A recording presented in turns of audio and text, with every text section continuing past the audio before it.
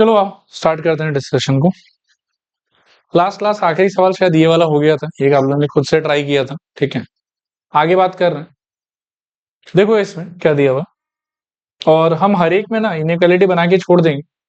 ठीक है, वैसे मेन एग्जाम में जब आप क्वेश्चन अटेम्प्ट करोगे तो एक चीज आप देखना कि लास्ट में ना जब आपको पूछा हुआ रहेगा क्वेश्चन, तो उसमें दो टाइप का लैंग्वेज हो सकता है। एक लैंग्वेज हो सकता है कि formulate the LPP, that's it, बस। तो अगर फॉर्मुलेट द एलपीपी बोल के छोड़ दिया है आपको, तो दैट मीन्स कि आपको बस इनइक्वालिटी, ऑब्जेक्टिव फंक्शन वगैरह वगैरह सिर्फ फ्रेम करना है, उसको ग्राफ वगैरह के थ्रू सॉल्व नहीं करना। लेकिन अगर आपका सवाल का लास्ट वाला लाइन का लैंग्वेज ऐसा है कि formulate the LPP and further solve it graphically, that means कि आपको पूरा का पूरा कंप्लीट करना, फ्रेम भी करना है और सॉल्व भी करना है। इनकेस लेकिन अगर नंबर कम मिल रहा है और सिर्फ फ्रेम करने के लिए बोला हुआ है, सॉल्व करने के लिए नहीं बोला हुआ है, दैट मीन्स कि आपको बस ऑब्जेक्टिव फंक्शन बनाना है, सारा कंस्ट्रेंट बनाना है एंड उसको छोड़ देना। क्लियर मेरे ख्याल में? अब इस क्वेश्चन को देखो, इसमें कह रहा है कि small firm manufactures necklaces and bracelets.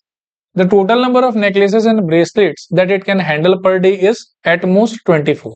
ठीक है, it takes 1 hour to make a bracelet. ये इंपॉर्टेंट है कि एक ब्रेसलेट के लिए कितना टाइम चाहिए आपको, 1 घंटा, and half an hour to make one necklace.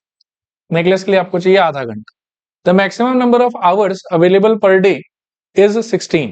मतलब मैक्सिमम आपके पास में 16 घंटा अवेलेबल है, सारा चीज मिला के। If the profit on necklace is ₹100 and that on bracelet is ₹300, ठीक है, formulate an LPP for finding how many of each should be produced daily to maximize the profit, it being given that at least one of each must be produced। तो इसमें देखो कहीं पर भी solve करने के लिए नहीं बोला, मतलब इस टाइप का अगर ये क्वेश्चन आता ना, तो मैं सारा का सारा फ्रेमिंग करता हूँ, फ्रेमिंग करके उसको छोड़ देता। आगे चल के आप देखोगे कि सॉल्व करने का अगर आता है तो उसमें लास्ट में लाइन जो थोड़ा सा डिफरेंट होता है। चलेगा मेरे ख्याल में? इसमें आप बताओ कि 100 रुपये आपको किसको लेना चाहिए? Number of necklace and bracelet लिखो। Let number of necklace is equals to x and number of bracelet is equals to y। Let number of necklace is equals to x and number of bracelet is equals to y। ठीक है, आगे आपको सबसे पहले try करना चाहिए objective function बनाना है। क्या चीज को आपको मैक्सिमाइज करना है इसमें? प्रॉफिट को। एक नेकलेस से प्रॉफिट कितने का है आपको? 100 रुपए का। और एक ब्रेसलेट से प्रॉफिट कितने का है आपको? 300 रुपए का। तो लिखो z is equals to I think 100x plus 300y। z is equals to 100x plus 300y। चलेगा? अब एक एक करके आप लिमिटेशंस या रेस्ट्रिक्शंस को समझने का ट्राई करो। The total number of necklace and bracelet that it can handle per day is how much? 24। मतलब एक दिन में नेकलेस और ब्रेसलेट मिला के जो टोटल मैक्सिमम कमोडिटी ये बना सकते हो, कितना बना सकते? 24। इसको आप कैसे रियलाइज करोगे? x प्लस y दोनों का वैल्यू मिला के मैक्सिमम कितना होना चाहिए? 24। So x plus Y less than equals to 24। Clear मेरे ख्याल में?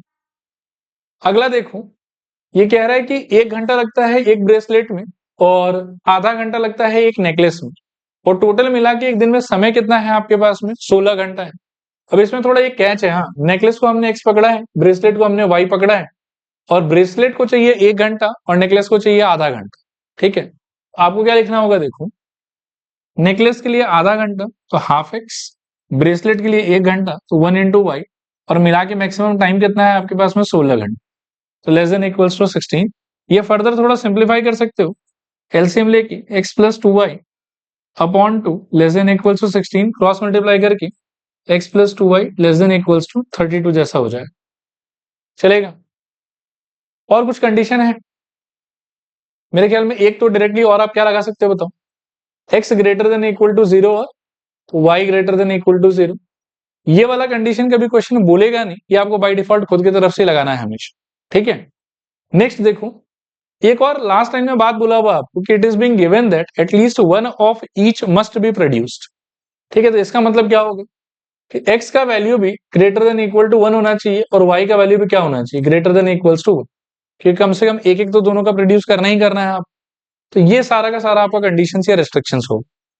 अब जब आप प्लॉट करोगे तो इन सारे का वही कॉमन एरिया निकालो, कॉर्नर पॉइंट निकालो और फिर अपना काम करोगे। क्लियर है?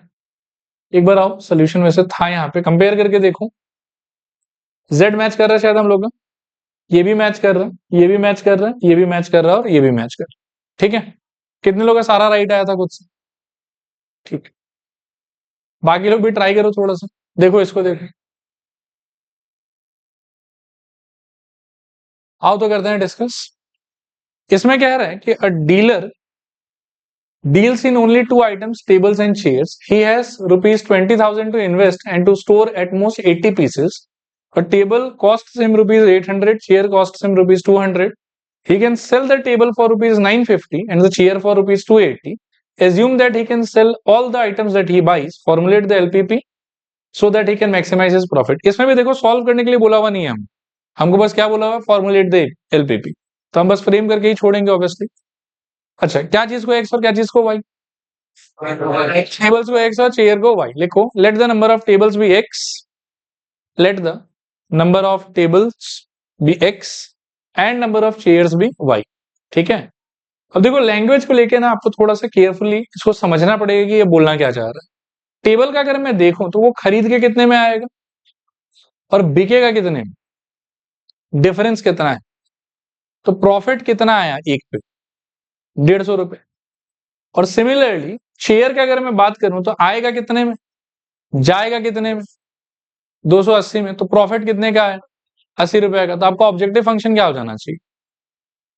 मेरे ख्याल में इस केस में इनका डिफरेंस कितना आ रहा है, 150। तो आपका z आना चाहिए मेरे ख्याल में 150x प्लस 80y।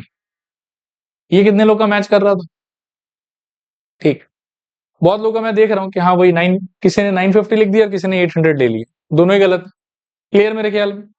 अब ये हो गया आपका ऑब्जेक्टिव फंक्शन जिसको आपको क्या करना है बताओ, मैक्सिमाइज। इसके आगे अब एक एक करके कंडीशंस का बात करते हैं। तो सबसे पहले इस बिजनेस में पैसा इन्वेस्ट करने के लिए कितना मैक्सिमम फंड है आपके पास में, 20,000 रुपए। एक चेयर आपको कितने का पड़ेगा, 800 रुपए का। एक टेबल आपको कितने का पड़ेगा, 200 रुपए का। तो एक्स चेयर और वाई टेबल मिला के टोटल कॉस्ट आपका कितना लग जाएगा, नहीं 800x प्लस 200y, और उसका वैल्यू एट मैक्स कितना हो सकता है, 20,000। तो आपका इनइक्वालिटी क्या होना चाहिए बताओ, 800x plus 200y should be less than और इक्वल टू आई थिंक 20,000। ये एक बार देखो आया समझ के नहीं आया समझ, क्लियर है मेरे ख्याल में? और सिंप्लीफाई कर सकते हो, 0 0 उड़ा दो और फिर मेरे ख्याल में 2 से डिवाइड हो जाएगा, तो 4x plus Y less than equals to 100। देखो क्लियर है कि नहीं क्लियर, चलेगा? ये आपके इन्वेस्टमेंट से रिलेटेड कंस्ट्रेंट्स हैं। फिर आपके पास में स्टोरेज के लिए भी 80 पीस के लिए ही जगह है बस। तो टोटल नंबर ऑफ आइटम्स कितना होगा, कंसीडरिंग कि आपने एक्स टेबल खरीदा है और वाई चेयर खरीदा है, एक्स प्लस वाई, और उसका जो मैक्सिमम वैल्यू है वो कहां तक जा सकता है, 80 तक जा सकता है। तो क्या हो जाएगा अगला इनइक्वालिटी आपका, X plus Y less than और इक्वल्स टू 80, और फिर दो जो बुला हुआ नहीं रहता, X greater than equal to 0 और Y greater than equal to 0। देखो क्लियर है कि नहीं क्लियर, चलेगा? और तो कोई कंडीशन दिया हुआ है नहीं। तो ये हो गया हमारा कंस्ट्रेंट्स, ये हो गया हमारा ऑब्जेक्टिव फंक्शन। अगर सॉल्व करने का होता, इन सारे को ग्राफ पेपर में प्लॉट करो, एरिया आइडेंटिफाई करो, फिजिबल रीजन निकलेगा, उसके वर्टाइसेस को क्या बोलोगे आप, कॉर्नर पॉइंट, और कॉर्नर सारे कॉर्नर पॉइंट पे z का वैल्यू निकालोगे। जिस कॉर्नर पॉइंट पे z का वैल्यू हाईएस्ट आएगा वही आपका आंसर। चलो आगे इसको देखो, ये भी सिमिलर है। आप कोशिश करोगे खुद से आपसे बन जाइए वाला फ्रेमिंग।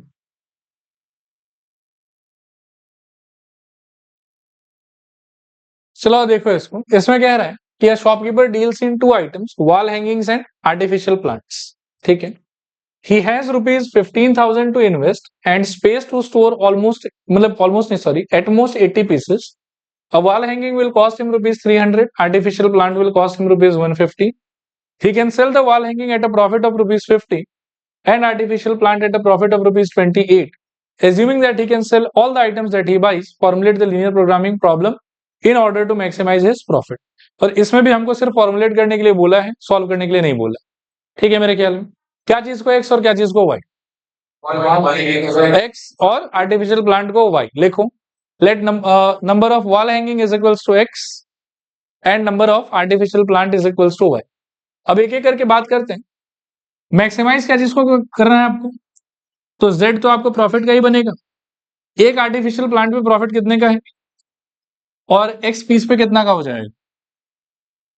सॉरी वैसे मैंने वर्ड शायद गलत यूज कर लिया। एक वॉल हैंगिंग पे प्रॉफिट कितने का है 50 का और x पीसेस पे कितने का हो जाएगा 50x। सिमिलरली एक आर्टिफिशियल प्लांट पे प्रॉफिट कितने का है 28 और टोटल आर्टिफिशियल प्लांट आप लोगे कितना y। ठीक है ना, तो z आपका क्या हो जाएगा बताओ 50x प्लस 28y। ये क्लियर है पक्का। इसके अंदर एक एक करके रेस्ट्रिक्शन के बारे में सोच। एक तो आपके पास में पैसा इन्वेस्ट करने के लिए मैक्सिमम कितना है 15,000। एक वॉल हैंगिंग कितने का आएगा 300 का और एक आर्टिफिशियल प्लांट कितने का आएगा 150 का। तो वॉल हैंगिंग पे टोटल इन्वेस्टमेंट कितना हो जाएगा आपका 300 एक्स और आर्टिफिशियल प्लांट पे 150 वाई और दोनों मिला के मैक्सिमम पैसा इन्वेस्ट करने के लिए कितना है आपके पास 15,000। तो लेस देन और इक्वल्स टू 15,000। एक ये इनइक्वालिटी हो जाएगा, चलेगा। स्टोर करने के हिसाब से अगर आप देखोगे तो कितना पीस स्टोर कर सकते हो एट मैक्स 80 और दोनों का अगर आप क्वांटिटी मिला देते हो तो x plus Y should be less than और इक्वल्स टू 80 और x greater than equal to 0 comma y greater than equal to 0। ये हो गया आपका एलपी। अब इन सारे इनइक्वालिटी को प्लॉट करना है ग्राफ पेपर पे, कॉर्नर पॉइंट z का वैल्यू वहां से आंसर। चलो आगे, कितने लोग का सारा मैच कर रहा था, गुड। इसको देखिए, इस पे वैसे 2-3 स्टार लगा लो।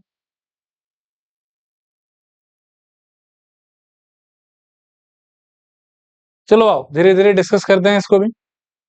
अब आराम से ठंडे दिमाग से सोचना, जो मैं कह रहा हूँ वो आपको कन्विंसिंग लग रहा है कि नहीं लग रहा है। नहीं लगेगा तो मैं और डिस्कस करूंगा उसको डिटेल। ये कह रहा है कि retired person wants to invest an amount of rupees 50,000। His broker recommends investing in two type of bonds, bond A and B, which yielding मतलब which is yielding 10% and 9% return. मतलब bond A से return कितना आएगा आपका 10%, bond B से return कितना आएगा 9%। आगे है respectively on the invested amount, ठीक है। he decides to invest at least rupees 20,000 in bond A and at least 10,000 in bond B। ये भी बढ़िया है। और he also wants to invest at least as much amount in bond A as in bond B।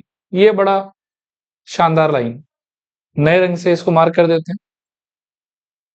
अब एक एक करके start करते हैं। एक्स क्या चीज को लोगे आप, इन्वेस्टमेंट इन बॉन्ड ए, और वाई क्या चीज को लोगे आप, इन्वेस्टमेंट इन बॉन्ड बी। लिखो let investment in bond A is equals to, let investment in bond A is equals to X and investment in bond B is equals to Y.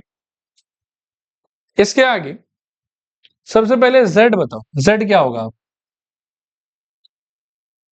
Bond ए में जो भी पैसा आप invest करेंगे, मानो कि x आप इन्वेस्ट करेंगे, उसका कितना परसेंट रिटर्न मिलेगा 10%। तो क्या हो जाएगा बताओ 0.1 भी कह सकते हो, 10/100 एक्स भी बोल सकते हो। और y का कितना मिलेगा तो 9/100 इंटू वाई। ये आपका बेसिकली z होगी। देखो क्लियर है कि नहीं क्लियर, चलेगा।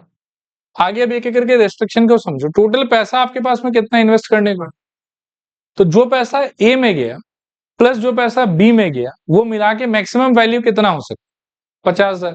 अच्छा जरूरी नहीं कि पूरा पैसा आप इन्वेस्ट कर ही दोगे, हो सकता है कि 45,000 इन्वेस्ट करो 5,000 रख लो अपने पास में, इसीलिए उसका वैल्यू 50,000 से कम भी हो सकता है। लेकिन किसी भी सूरत हाल में 50,000 से ज्यादा तो नहीं हो सकता। ठीक है, तो आपका पहला इनइक्वालिटी होगा X plus Y I think less than equals to 50,000। चलेगा। अगले कंडीशन के बारे में सोचो। ये कहता है कि बॉन्ड ए में कम से कम कितना रुपया डालना है 20,000। इसका क्या मीनिंग होगा X greater than equals to 20,000। फिर नेक्स्ट वाले का मतलब नेक्स्ट वाले लाइन में आपको बोला हुआ है कि कम से कम 10,000 रुपया बॉन्ड बी में डालना है। ऐसा क्या मतलब होगा y greater than equals to 10,000। और सबसे इंटरेस्टिंग है ये पिंक वाला लाइन, इसमें ही आपको बोल रहा है कि बॉन्ड ए में हम कम से कम उतना पैसा डालेंगे जितना हमने बी में डाल रखा है। बॉन्ड ए में हम कम से कम उतना पैसा डालेंगे जितना हमने बी में डाल रखा है। मतलब बॉन्ड ए का इन्वेस्टमेंट बी के इन्वेस्टमेंट से हम ज्यादा भी करने के लिए रेडी। ठीक है, बॉन्ड ए का इन्वेस्टमेंट बॉन्ड बी के इन्वेस्टमेंट से हम ज्यादा करने के लिए भी रेडी है। कम से कम लेकिन कितना डालेंगे? जितना बॉन्ड बी में डाल रखा है। तो इसका इंटरप्रिटेशन होगा कि x का वैल्यू y के वैल्यू से ये तो ज्यादा होना चाहिए, ये कम से कम बराबर होना चाहिए, बराबर से नीचे नहीं हो सकता। बोलो, इस लाइन को पढ़ो। He also wants to invest at least as much in bond A as in bond B। मतलब बॉन्ड ए का इन्वेस्टमेंट वो मिनिमम से मिनिमम बॉन्ड बी के इन्वेस्टमेंट के बराबर होना चाहिए। ठीक है, लेकिन अगर जरूरत पड़े तो बॉन्ड ए का इन्वेस्टमेंट आप बी से ज्यादा भी कर सकते हो। कम से कम बॉन्ड बी में जितना डाला है उतना तो डालना ही डालना है। तो कम से कम के टाइम पर इन दोनों का इन्वेस्टमेंट इक्वल हो रहा हो और बाकी टाइम पर इसका इन्वेस्टमेंट इसके इन्वेस्टमेंट से ज्यादा हो रहा हो, इसीलिए X greater than equal to 1। Clear है? अच्छा सुनो, यहां तक क्लियर है सब? इसके अलावा दो वो जो पहले से बोला हुआ रहता था वो भी लगाना पड़ेगा। X greater than equal to 0 comma Y greater than equal to 0 चलेगा। और इसके साथ में इसका फ्रेमिंग खत्म। बढ़ू आगे। ठीक, अगला क्वेश्चन देखो, पढ़ो इसको।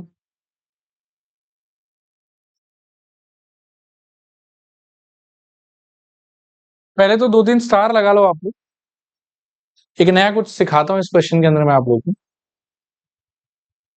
पहले पढ़ लेते हैं। Manufacturer produces nuts and bolts. It takes 1 hour of work on machine A and 3 hours on machine B to produce a packet of nuts. It takes 3 hours on machine A and 1 hour on machine B to produce a package of bolts. He earns a profit of rupees 17.50 per package on nuts and rupees 7 per package on bolts. How many packages of each should be produced each day so as to maximize his profit if he operates his machines for at most 12 hours a day? Formulate this as an LPP. देखो, अगर आप identify कर सकते हो तो well and good. ठीक है, कि क्या इंफॉर्मेशन है, उसको कैसे यूज करना है, नहीं यूज करना। लेकिन कभी कभी क्या होता है कि जब लैंग्वेज बहुत ज्यादा बड़ा हो जाता है ना, तो इन्फॉर्मेशन हमारा बहुत ज्यादा छितर बितर हो जाता है कि कुछ वहां दिया हुआ है, कुछ यहाँ दिया हुआ है, फिर ढंग से समझ ही नहीं आता कि किसको किससे रिलेट करना है, नहीं करना है, ऐसे वैसे। ठीक है, तो इन सब टाइप के सिचुएशन में एक तरीका ये होता है कि रफ में ना आप एक बॉक्स बना सकते। बॉक्स को किस आइडिया से बनाया जाता है वो मैं आपको अभी समझाऊंगा, टेंशन नहीं लेना। पहले आप ये बताओ कि एक्स और वाई किसको लेना, वो तो समझ में आ गया होगा। नट्स के नंबर ऑफ पैकेट्स को एक्स एंड बोल्ट के नंबर ऑफ पैकेट्स को वाई। लिखो, सब लोग लिखो। Let number of packets of nuts be X and number of packets of bolts be Y. Number of packets of nuts be X and number of packets of bolts be Y. फिर एक packet नट का बेच के कितना profit हो रहा है आपको? 17.5 और बोल्ट का बेच के 7। तो ऑब्जेक्टिव फंक्शन तो यही मिल जाएगा आपको। लिखो z equals to 17.5x plus 7y। यहां तक बढ़िया एकदम। बाकी इंफॉर्मेशन के लिए एक तरीका मैं आपको सिखाता हूं, इस तरीके को थोड़ा ध्यान से देखो। ये आपके सोल्यूशन का पार्ट हो ऐसा बिल्कुल जरूरी नहीं है, आप कहीं साइड में भी इसको बना सकते हैं। आप इस टाइप से बनाओ जहां पर आप जानबूझ के ना यहाँ पे अपने प्रोडक्ट्स का नाम लिखो। आप क्या क्या प्रोड्यूस कर रहे हो बताओ? Nuts and books. पहले मैं एक बार यहां लिख देता हूँ नट्स और यहां मैं लिख देता हूँ बुक्स। चलेगा? ठीक है, नट्स को प्रोड्यूस करने में क्या क्या चीज का रोल है? मशीन ए का रोल है एंड मशीन बी का। ये चलेगा मेरे ख्याल में, ये सबको समझ में आता होगा। चलेगा? नट के एक पैकेट को बनाने में मशीन ए का कितना कंट्रीब्यूशन चाहिए? पढ़ लो, अच्छे से पढ़ लो, सब दिया हुआ होगा कहीं। 1 घंटा दिख रहा है तो 1 घंटा चाहिए मशीन एक। मशीन बी का कितना चाहिए? ये चीज भी आप यहां मेंशन। बोल्ट के एक पैकेट में मशीन ए का कितना टाइम चाहिए? ये चीज भी यहां मेंशन करो। और मशीन बी का एक 1 घंटा। फिर क्वेश्चन में आप ये देखो, कहीं ना कहीं पक्का बताया हुआ होगा कि मशीन ए को कितने टाइम के लिए आप ऑपरेट कर सकते हो। यहां लास्ट में दिया हुआ at most 12 hours a day. ठीक है ना? तो इसके नीचे आप एक सिंबल बना दो ऐसा कि less than equals to 12 and machine B को भी शायद एट मैक्स 12 घंटा, तो लेस देन इक्वल्स टू 2। ये चार्ट ना आप रफ में बना लिया करो, तो इस चार्ट में ढूंढ के आप ढंग से इंफॉर्मेशन फिलअप कर दोगे। उसके बाद में आपका इनइक्वालिटी कैसे बनेगा वो मैं आपको समझाता हूं। यहां तक क्लियर है पूरा पक्का? ए का नहीं सॉरी, नट का कितना पैकेट प्रोड्यूस कर रहे थे आप? एक्स। और बोल्ट का कितना था? अब ध्यान से सुनना, सोचना और समझने का ट्राई कर। एक पैकेट में ए का कितना टाइम चाहिए? 1 घंटा। दो पैकेट में 2 घंटा, एक्स पैकेट में 1 इंटू एक्स। वाई पैकेट के लिए एक पैकेट पे ए का कितना टाइम चाहिए? 3 घंटा। दो पैकेट में कितना चाहिए? 6 घंटा। वाई पैकेट में कितना चाहिए? 3 वाई। तो मशीन ए का टोटल टाइम नट बोल्ट मिला के कितना चाहिए आप? 1 into X plus 3 into Y. और कितना अवेलेबल है आपके पास में? 12 घंटा। तो आपका इनइक्वालिटी क्या बनेगा? 1 into X plus 3 into Y less than equals to 12। देखो क्लियर हुआ कि नहीं क्लियर? लिखो। और ये चीज को चाहो तो कहीं रफ में बना लो, और फिर मैं लिखाता हूं। लिखो तो इसमें पहला इनइक्वालिटी लिखो 1 into X plus 3 into Y less than equals to 12। और दूसरा इनइक्वालिटी में देखो ये 3 into X plus 1 into Y, ये total requirement of machine B है, और वो भी मैक्सिमम 12 घंटा के लिए अवेलेबल है, तो लेस देन इक्वल्स टू 2। आया समझ? और फिर दो इनइक्वालिटी जो कभी बोला नहीं जाता, X greater than equal to 0 और Y greater than equal to 0। देखो इसके अलावा और कुछ है जो हमको फ्रेम करना चाहिए as inequality? I think no. चलेगा? ठीक, लिखना भी हो गया सबका? हम्म हम्म चलो आगे चल रहे हैं। अगला आप लोग इसको देखो। इसमें वैसे टेबल पहले से बना के दिया हुआ, पढ़ लो फिर बात करते हैं। हालांकि इस क्वेश्चन का थोड़ा सा और पार्ट है, वो अगले पेज में इतना थोड़ा सा लिखा हुआ। पहले ये पढ़ लो फिर मैं वो भी दिखा देता हूं आपको।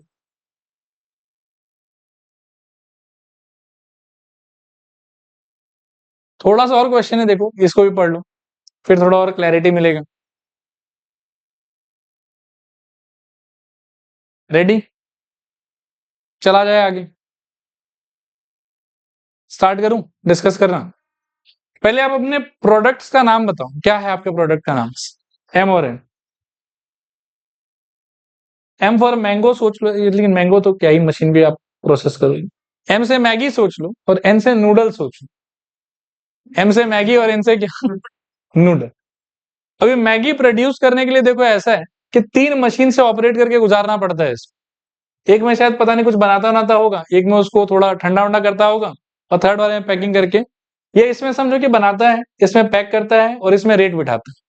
तो तीनों मशीन से उसको पास करने के बाद में फाइनल जो है हम लोग को प्रोडक्ट जो मिलता है वो रेडी हो जाता है।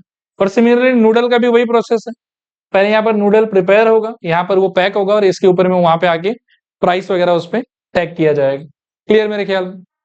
ओके, आगे इन्फॉर्मेशन को देखो। तो manufacturer has 3 machines 1 2 3 installed in his factory. Machine 1 and 2 are capable of being operated for at most 12 hours. Word पे ध्यान देना, at most 12 hours.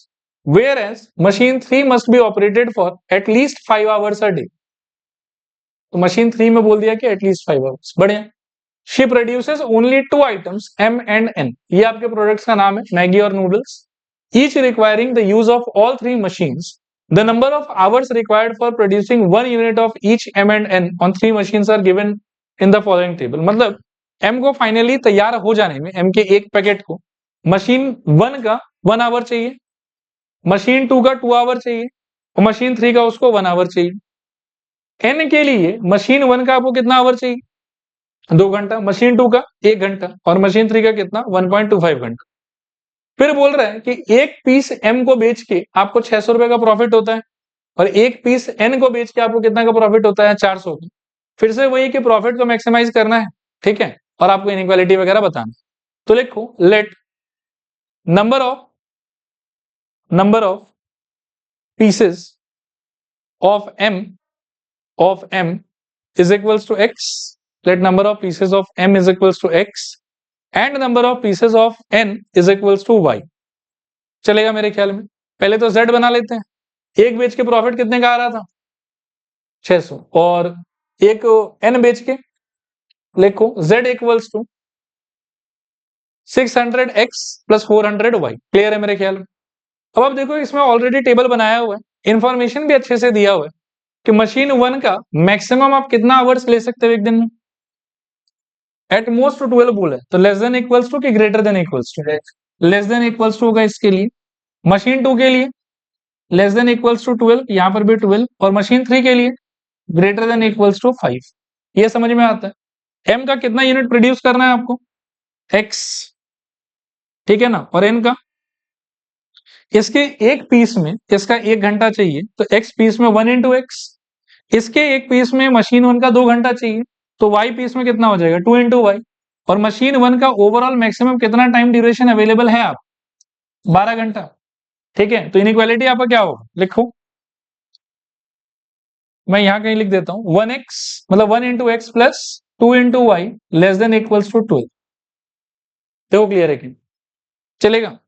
Second machine का बताओ क्या होगा अगर आया समझ में? तो 2 इंटू एक्स प्लस मेरे ख्याल में 1 इंटू वाई और लेस देन इक्वल टू क्या हो जाएगा? फिर से बोलो, 12। और सिमिलरली मशीन 3 का क्या होगा? 1 into X plus 1.25 into Y less than या ग्रेटर देन इक्वल्स टू 5। देखो क्लियर है कि नहीं क्लियर? चलेगा? क्लियर है 100%? और दो आदमी जिसका नाम मेंशन नहीं किया हुआ तो उसको भी लेना है, x greater than equal to 0 comma y greater than equal to 0। ये सारा इनइक्वालिटी रहेगा। आप देखो क्लियर है कि नहीं क्लियर? अच्छा, इसको सिंप्लीफाई कर सकते हैं शायद, 125/100 काट के कितना आ जाएगा? 5/4 मेरे ख्याल में, 25 से अगर काटते हो तो, और फिर फर्दर एलसीएम एलसीएम लेके ठीक कर लेना, फिर सॉल्व करना है। चलो आगे, इसको देखो,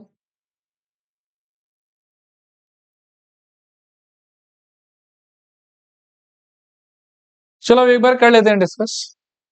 देखो ये क्या बोल रहा है कि a diet is to contain at least 80 units of vitamin A and 100 units of minerals। मतलब कोई फूड प्रिपेयर कर रहे हैं आप जिसमें 80 यूनिट्स ऑफ मिनिमम क्या होना चाहिए? विटामिन ए, और 100 यूनिट ऑफ मिनिमम क्या होना चाहिए? मिनरल।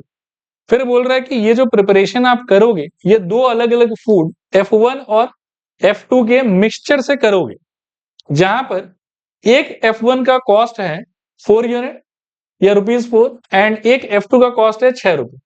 आगे बोल रहा है कि एक F1 के पैकेट में 3 यूनिट ऑफ विटामिन मिल जाएगा आपको और 4 यूनिट ऑफ मिनरल मिलेगा, और एक F2 के पैकेट में 6 unit of vitamin and 3 unit of आपको क्या मिल जाएगा? मिनरल।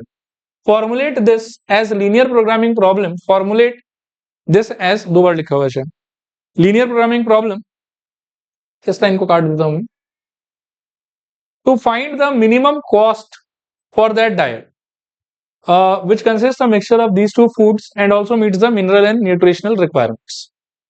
ठीक है, क्या चीज को मिनिमाइज मैक्सिमाइज करना है? कॉस्ट। और क्या चीज को एक्स और वाई पकड़ना है?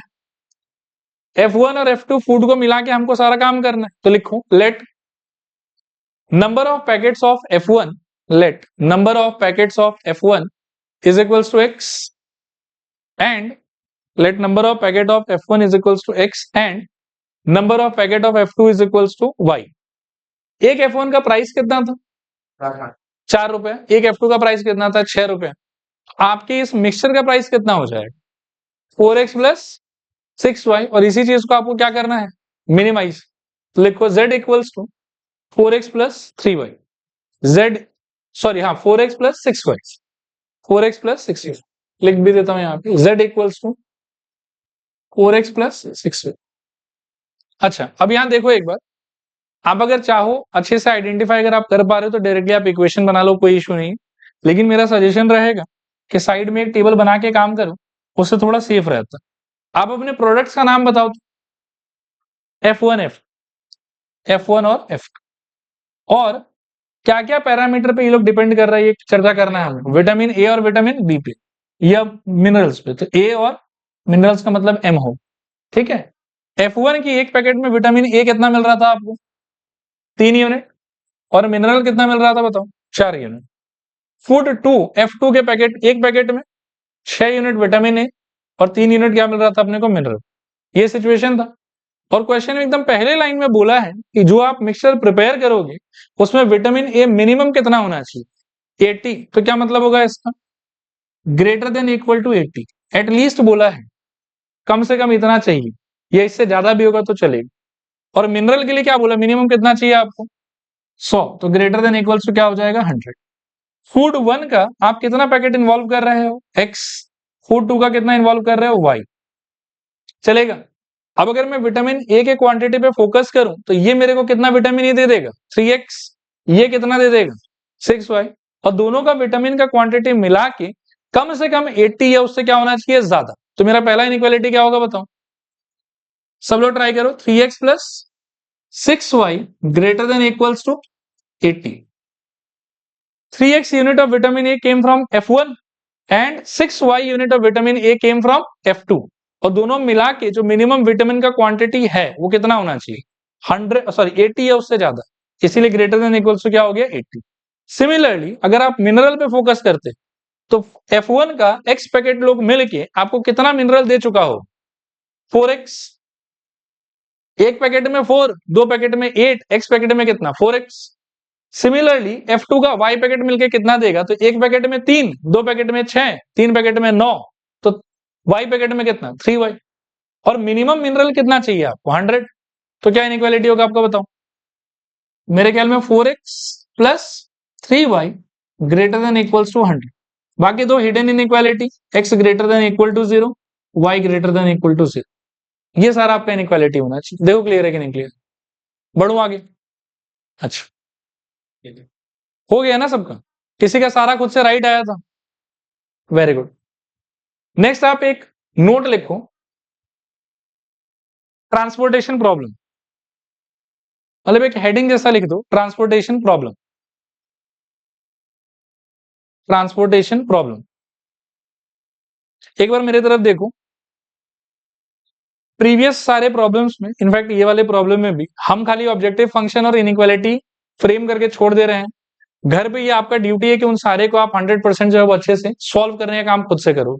ग्राफ राफ में प्लॉट करोगे, फिर आपको फिजिबल रीजन मिलेगा, सारा कॉर्नर पॉइंट मिलेगा, एक टेबल बनाना है, वैल्यू डाल डाल के चेक करना है कि जेड का आंसर क्या होना चाहिए, नहीं होना चाहिए।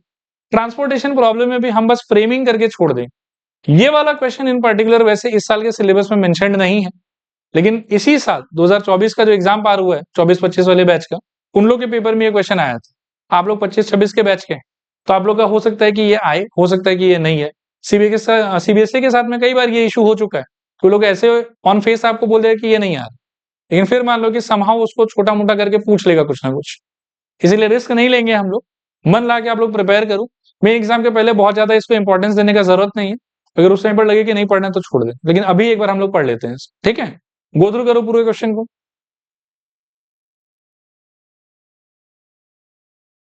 देखो क्वेश्चन बहुत इजी है, ठीक है, और थॉट के हिसाब से कुछ बहुत ज्यादा टफ नहीं है, खाली इनइक्वालिटी से क्वांटिटी थोड़ा ज्यादा हो जाता है, इसलिए generally we teachers don't expect कि ये एग्जाम में पूछना चाहिए, क्योंकि कैलकुलेशन बहुत है इसमें। आओ देखो, ये कह रहा है कि a brick manufacturer has 2 depots, मतलब आप ऐसा समझो कि 2 फैक्ट्री है इसके पास, with stocks of 30,000 20,000 bricks respectively, मतलब एक डिपो में 30,000 ईंटा है उसके पास में, दूसरे डिपो में उसके पास में कितना ईंटा है, 20,000। फिर ये बोल रहा है कि he receives the order from 3 buildings, ये 3 बिल्डिंग्स नहीं 3 बिल्डर्स होना चाहिए था, 3 builders A B and C for 15,000 20,000 and 15,000 bricks. चलेगा यहां तक सब कुछ। आगे है respectively the cost of transporting 1000 bricks to the buildings from depots are given below, मतलब पी वाले डिपो से ए वाले बिल्डर को 1000 ईंट पहुंचाने के लिए आपको 40 रुपए देने, 1000 ईंट के लिए, ठीक है। पी वाले डिपो से बी बिल्डर को ईंटा पहुंचाने के लिए 1000 ब्रिक्स के लिए कितना देना होगा आपको, 20 रुपए। फिर पी वाले डिपो से सी बिल्डर को ईंटा पहुंचाने के लिए 1000 ब्रिक्स का कितना पे करना होगा आपको, 20 रुपए। ये रेट चार्ट आपको दिया हुआ। सिमिलरली क्यू डिपो से ए बिल्डर का रेट, क्यू डिपो से बी बिल्डर का रेट, और क्यू डिपो से सी बिल्डर का रेट, और जो रेट है आपको वो पर 1000 ब्रिक्स दिया हुआ है। इसका क्या करना है मैं समझाऊंगा आपको भी, क्लियर है मेरे ख्याल में यहां तक। आगे बोलता है कि how should the manufacturer fulfill the orders so as to keep the cost of transportation minimum, formulate this as an LP। सबसे पहले तो आप ये समझो कि जो भी ये रेट चार्ट है वो कितने ब्रिक्स के लिए बताओ, 1000 ब्रिक्स के लिए। तो सारी चीजों को सिंपल रखने के लिए मैं इमीडिएटली क्या करूंगा, अपने मन में 1000 ब्रिक्स को 1 यूनिट मान लूंगा। कितना यूनिट बताओ, 1 यूनिट, तो इमीडिएटली सबका जो अवेलेबिलिटी और जो सप्लाई करने का वैल्यू है वो भी चेंज हो जाएगा। तो पी डिपो में जहां 30,000 ब्रिक था, मैंने अगर 1000 को 1 यूनिट मान लिया तो कितना यूनिट है इसके पास? इसके पास 30 यूनिट्स अवेलेबल है। इसके पास कितना अवेलेबल है? 20 अवेलेबल है। फिर बिल्डर ए को कितना चाहिए? 15 यूनिट चाहिए। बिल्डर बी को कितना चाहिए? 20 यूनिट चाहिए। और बिल्डर सी को कितना चाहिए? 15 यूनिट चाहिए। अब ये सिचुएशन क्या है, नेक्स्ट आप पहले उसको समझो। एक फैक्ट्री है कोई बी पी, दूसरा फैक्ट्री है क्यू, एक बिल्डर है ए, दूसरा बिल्डर है बी, और तीसरा बिल्डर कौन है? सी। अब ये तो एकदम से इम्पॉसिबल है ना कि फैक्ट्री पी से बिल्डर ए का डेस्टिनेशन का लोकेशन, फैक्ट्री क्यू से बिल्डर ए का लोकेशन सेम सेम डिस्टेंस पे हो। ये भी एकदम से इम्पॉसिबल है कि बी का लोकेशन पी फैक्ट्री और क्यू फैक्ट्री से सेम हो और सी का लोकेशन पी फैक्ट्री और क्यू फैक्ट्री से सेम हो। ऐसा तो नहीं हो सकता, ठीक है। बाकी इनके पास में कितना अवेलेबल है, कितना रिक्वायरमेंट है, वो भी थोड़ा मेंशन कर देता हूं मैं। पी के पास अवेलेबल कितना है? 30 यूनिट्स। क्यू के पास में ए का रिक्वायरमेंट, बी का रिक्वायरमेंट और सी का रिक्वायरमेंट 50। अब आप पहले प्रॉब्लम को फिर से समझो। अगर ए का, बी का, सी का distance from P and Q same same होता, फिर ये सवाल का कोई मतलब ही नहीं था। तब तो जिसको जहां से जितना भेजना है भेज दो। सिंस डिस्टेंस सेम है तो हर एक का कॉस्ट एकदम एग्जैक्टली सेम हो जाएगा, फिर कोई इशू ही नहीं है। लेकिन रियल लाइफ में तो ऐसा नहीं होता ना। फैक्ट्री के लोकेशन से जहां का कस्टमर है, कस्टमर का लोकेशन दोनों फैक्ट्री से सेम डिस्टेंस पे ऐसा नेसेसरी नहीं। अब जिस फैक्ट्री से कस्टमर दूर होगा वहां पे आपको ट्रांसपोर्टेशन कॉस्ट ज्यादा देना होगा, और जिस फैक्ट्री से कस्टमर पास होगा वहां पे आपको ट्रांसपोर्टेशन कॉस्ट कम देना पड़ेगा। इसमें भी ऐसा होता कि अगर एक ही कस्टमर रहता तो कॉमन सेंस का बात है कि जो पास वाला फैक्ट्री है मैक्सिमम माल वहां से सप्लाई कर दो, और जितना उसका और एक्स्ट्रा रिक्वायरमेंट बच गया वो दूर वाले फैक्ट्री से ले आओ। लेकिन यहाँ पर कस्टमर भी 3 है, फैक्ट्री भी 2 है, तो वो वाला लॉजिक भी हम एक तरीके से अप्लाई नहीं कर सकते। तो हम मन के अंदर में क्या मानेंगे? देखो, हम मानेंगे कि फैक्ट्री पी से कुछ सामान इसको दिया जाएगा, इसको भी दिया जाएगा, इसको भी दिया जाएगा, क्यू से भी इसको कुछ दिया जाएगा, क्यू से इसको भी कुछ दिया जाएगा, और क्यू से इसको भी कुछ दिया जाएगा। किसको कितना दिया जाएगा हमको नहीं पता, लेकिन देने के पीछे का लॉजिक यही होगा कि इतना ही देना है जिससे ओवरऑल पूरे ट्रांजैक्शन का जो ट्रांसपोर्टेशन कॉस्ट है ना वो हमारे लिए क्या होना चाहिए? मिनिमम। क्लियर है? अब इसको कैसे अप्रोच कर रहे हैं वो थोड़ा आप समझो ध्यान से। आपको नहीं पता ना कि पी से ए को कितना जाना चाहिए, बी को कितना जाना चाहिए और सी को कितना जाना चाहिए, तो जो चीज नहीं पता उसको जनरली हम क्या ले लेते थे? एक्स। तो पी से जो ए को जाना चाहिए ना उसको आप मन में मान लो कि एक्स यूनिट्स हो। कितना यूनिट होगा बताओ? X units. और अगर आगे चल के एक्स का वैल्यू 5 आया दैट मींस कि ये 5000 हो, क्योंकि हमारे हिसाब से एक यूनिट का वैल्यू कितना है? 1000। तो पी ए को कितना सप्लाई कर रहा है हमारे एजम्पशन के हिसाब से? एक्स। बी को कितना सप्लाई करेगा इसको आप मान लो वाई। नहीं पता आपको? चलेगा ना? पी का टोटल प्रोडक्शन कितने का था? 30 का। और पी जितना माल प्रोड्यूस करेगा सारा बिक्री भी हो जाएगा उसका, क्योंकि आप देखो कि पी और क्यू का मिला के जो टोटल प्रोडक्शन है वो कितना है? 50। और जो टोटल डिमांड है वो भी कितना है? 50। तो किसी के पास माल बचना नहीं चाहिए। तो पी अपना एक्स यूनिट इसको दे दिया, वाई यूनिट इसको दे दिया। अब बचा कितना उसके पास पहले वो सोचो। 30 जो टोटल था माइनस एक्स माइनस वाई, इतना पी के पास में लेफ्ट आउट है अभी के लिए। ये समझ में आता है? वो लेफ्ट आउट प्रोडक्ट का वो क्या करेगा? रख लेगा कि सी को दे देगा? सी को देना ही पड़ेगा, कोई उपाय नहीं है उसके पास। तो पी सी को कितना सप्लाई करेगा? जवाब है 30 माइनस एक्स माइनस। देखो क्लियर है कि नहीं क्लियर? चलेगा। नेक्स्ट आपको सोचना है कि ए का डिमांड था कितने का, उसमें से एक्स यूनिट कौन उसको सप्लाई कर दी। अब ए का डिमांड और कितने का बचा होगा?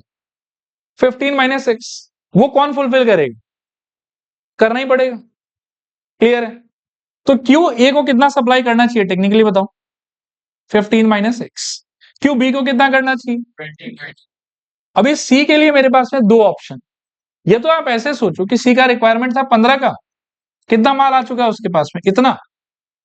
उसको आप माइनस कर दो, 30 माइनस एक्स माइनस 1। या तो आप ऐसे सोच लो कि सी का डिमांड इतने का था, इतना माल ऑलरेडी आ गया है, दिस माइनस दिस जो बचेगा that will be supplied by Q. ठीक है? या फिर ऐसे भी सोच सकते हो कि क्यू के पास में टोटल अवेलेबल कितना था? 20। 15 माइनस एक्स ए को दे दिया, 15 माइनस 15 सॉरी 20 माइनस वाई किसको दे दिया? बी को दे दिया। अब इन लोग को देने के बाद में जो भी क्यू के पास बचेगा वो ऑब्वियसली किधर शिफ्ट हो जाएगा, सी को। तो उसका कैलकुलेशन कैसे हो सकता है बताओ? 20 माइनस, बोलो 15 माइनस एक्स माइनस 20 माइनस, देखो क्लियर है कि नहीं क्लियर? चलेगा? सरप्राइजिंगली चाहे आप इसको एक्सप्लोर करो चाहे आप इसको एक्सप्लोर करो, आंसर सेम आता, दोनों से सेम ही आएगा। मैं इसी को एक्सप्लोर कर लेता हूँ। 15 माइनस 30 कितना होगा? -50, और minus X minus Y, minus के साथ में मिलकर क्या हो जाएगा? प्लस। तो एक्चुअली यहां से निकलेगा कितना? x plus Y minus 50। तो टेक्निकली मैंने एज्यूम किया कि अच्छा ठीक है, P से ABC को इतना इतना इतना सप्लाई होना चाहिए और Q से ABC को इतना इतना इतना सप्लाई होना चाहिए, ठीक है, जिसमें ये ऑब्वियसली थाउजेंड्स ऑलरेडी डिवाइड हो चुका है, ठीक है, क्लियर मेरे ख्याल में? अब आप आ जाओ रेट चार्ट। ये बोलता है कि P से A को 1 यूनिट सप्लाई करने के लिए, कितना यूनिट? 1 यूनिट सप्लाई करने के लिए आपको 40 रुपए देना है। तो X यूनिट सप्लाई करने के लिए कितना देना हो? 40x। P से B को 1 यूनिट सप्लाई करने के लिए 20 रुपया देना है। तो P से B को Y यूनिट सप्लाई करने के लिए कितना देना होगा? 20y। P से C को 1 यूनिट सप्लाई करने के लिए 20 रुपए। P से C को 30 minus X minus Y supply करने के लिए 20 इंटू दिस। सेम कहानी will repeat for Q2A, Q2B, Q2C। तो सब मिला जुला के जो टोटल कॉस्ट आएगा वही होगा आपका Z। सोचो एक बार आपका Z क्या आएगा, मैं दिखा देता हूं आपको। Z का एक्सप्रेशन बहुत ही खतरनाक सा दिखेगा शुरू शुरू में आपको। 40 इंटू एक्स, तो 40x plus 20y plus 20 into वो वाला 30 minus X minus Y plus Q से सोचोगे तो A के लिए रेट कितना है? 20 रुपए का, तो 20 into 15 minus x plus Q से B के लिए 60 रुपए का रेट है, तो प्लस 60 इंटू क्या? 20 माइनस वाई, और Q से C के लिए 40 रुपए का रेट है, तो प्लस 40 इंटू क्या? x plus Y minus 50। देखो ये आपका ट्रांसपोर्टेशन कॉस्ट। हाँ, कुछ गलत हुआ है क्या? कहाँ पे? एक सेकंड, 40 कर देते, ठीक है, चलेगा। ये है आपका ट्रांसपोर्टेशन कॉस्ट या फिर आपका इस सिचुएशन का क्या? Objective function. अब सॉल्व कर करके ये कितना आएगा मैं आपको बता देता हूं। ये आएगा 40x minus 20y plus 1500। So this is equals to 40x plus sorry minus 20y plus 1500, ठीक है। यहां तक क्लियर है सब कुछ? समझ में आया? अब नेक्स्ट एक बात है, उसको थोड़ा ध्यान से सुन। इस सिचुएशन में इनइक्वालिटी के नाम पे, ये कंडीशंस के नाम पे, ये लिमिटेशन के नाम पे तो कुछ भी नहीं बोला आपको पूरा क्वेश्चन। अब लिमिटेशन या इनइक्वालिटी किस बिहाफ पे बनेगा वो थोड़ा ध्यान से समझो। किसी भी फैक्ट्री से किसी भी कस्टमर को सप्लाई करने वाला माल का जो क्वांटिटी है वो कभी भी नेगेटिव हो सकता है क्या? आप मिनिमम सप्लाई कितना करोगे कस्टमर को? मिनिमम मान लो कि रिक्वायरमेंट तो उसका है 15 यूनिट का, आपसे झगड़ा हो गया, नहीं दोगे माल आप उसको, तो उस केस में कितना माल जाएगा आपके वहां से उसके पास? जीरो। जीरो से कम तो कभी नहीं हो सकता ना।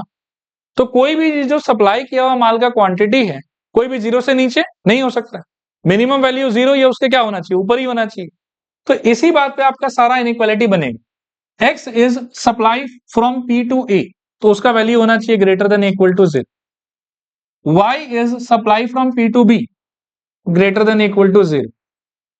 30 minus X minus Y is supply from P to C, इसका वैल्यू भी greater than equal to zero. 30 minus X minus Y greater than equal to zero. Further simplify करने पे एक्स और वाई को वहां ले जाओ, तो 30 greater than equals to X plus Y, ठीक है, आया समझ? ये वाला सप्लाई का क्वांटिटी भी greater than equal to zero, तो 15 minus x greater than equal to zero, 15 greater than equal to x, 20 minus Y greater than equal to zero, 20 greater than equals to y, और फिर ये वाला x plus Y minus 15 greater than equal to zero, so x plus y greater than equals to 15। ये इतना सारा inequality आएगा इस, और इन सारे का फिर वही ग्राफ प्लॉट करना है हमको, उससे आंसर आ जाएगा। क्लियर मेरे ख्याल में? इसको कॉपी कर लो और आज यहीं रुक जाएंगे।